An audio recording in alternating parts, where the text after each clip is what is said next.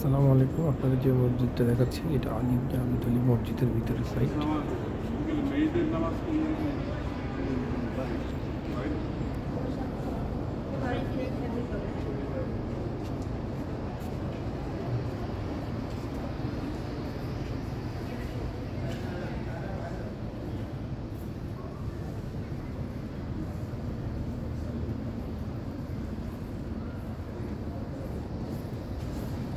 মসজিদটা দেখতে খুবই নান্দনিক।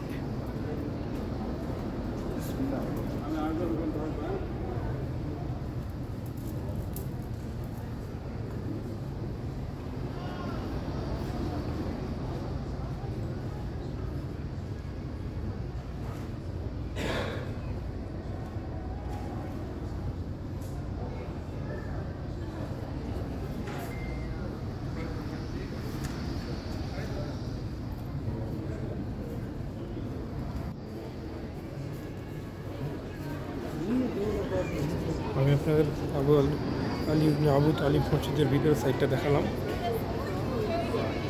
এখানে একটি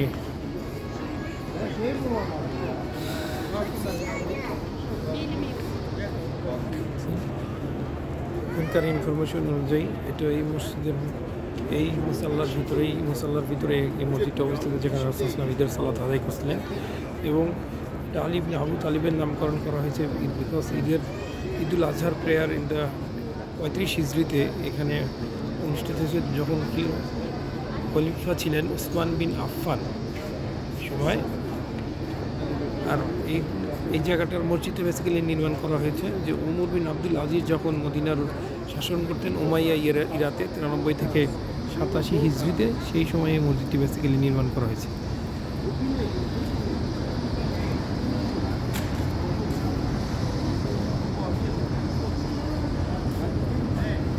আবার 881 হিজরিতে Zain ad Din al Mansuri the prince of Medina এটা আবার রিবিল্ড করেন।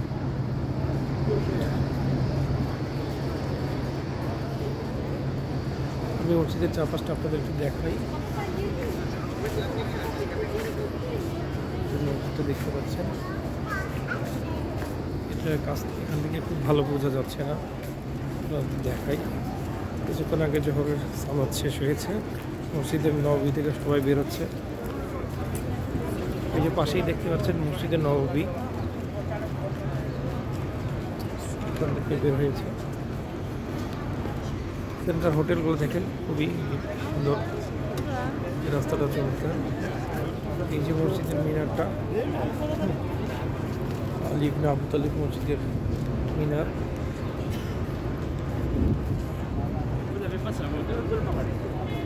আমি একটু মসজিদের চারপাশটা আপনাদেরকে ঘুরিয়ে দেখাবো। এই দেখেন মসজিদের চারপাশের এরিয়াটা খুবই চমৎকার, এখানে প্রচুর কবুতর। মক্কা এবং মদিনায় যেখানেই যান না কেন আপনি চারপাশে প্রচুর কবুতর দেখতে পাবেন।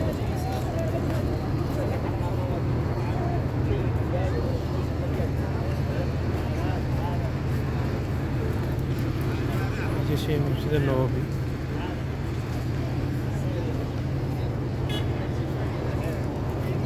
এই সেই আলী ইবনে আবু তালিব মসজিদ। কবুতরগুলো একদমই ভয় পায় না, একদমই না। চারপাশে কবুতর আর কবুতর।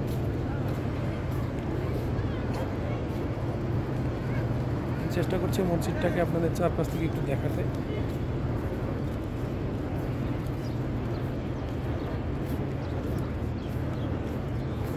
ঠিক দূর থেকে যেটা দেখা যাবে গম্বুজগুলো, এই কারণে আমি একটু পিছিয়েছি। সেটা চারপাশে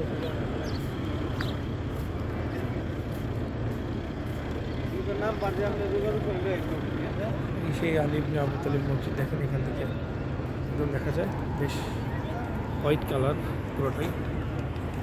আর কুদরি গেলে আরও হয়তো দেখা যাবে। চারপাশে গাছে ফুল ফুটেছে। সৌদি আরবে একটা জিনিস খেয়াল করলাম, এখানে প্রচুর গাছপালা হচ্ছে, ডে বাই ডে গাছপালা বাড়ছে। অতি শীঘ্রই হয়তো বাংলাদেশের মতো সবুজ হয়ে যাবে এবং ঢাকাকেও ছেড়ে যাবে। এবং আলী ইবনে আবু তালিব মসজিদের খুব কাছেই মসজিদে গুমামা অবস্থিত। এই যে আমি যদি আপনাদেরকে একটা দেখাই, এটাই মসজিদে গামামা, মেঘমালার মসজিদ বলে এটাকে। এবং তার খুব কাছেই হচ্ছে আবু বকর রাদিয়াল্লাহু আনহু মসজিদ নামে পরিচিত যে একটা মসজিদ এইটা। কারণ হচ্ছে এগুলো সব মসজিদে নববীর চারপাশেই খুবই কাছে মসজিদে নববীর চারপাশে এরকম এই মুসাল্লার ভিতরে 7টি মসজিদ আছে এবং যেগুলো খুব কাছাকাছি। দেখেন এই মসজিদটা এই পাশ থেকে আলী ইবনে আবু তালিব মসজিদকে দেখানো এই ভিডিওতে আমার মেইন উদ্দেশ্য। আমি সেপারেট ভিডিওতে মসজিদে গামামা এবং আবু বকর রাদিয়াল্লাহু আনহু মসজিদটাকে দেখিয়েছিলাম। আজকে আমি এই ভিডিওতে বেসিক্যালি আলী ইবনে আবু তালিব মসজিদ দেখাতে চাই। দেখেন মসজিদটি খুবই দৃষ্টিনন্দন, চারপাশের পরিবেশটা দেখেন কী পরিমাণ কবুতর, প্রচুর কবুতর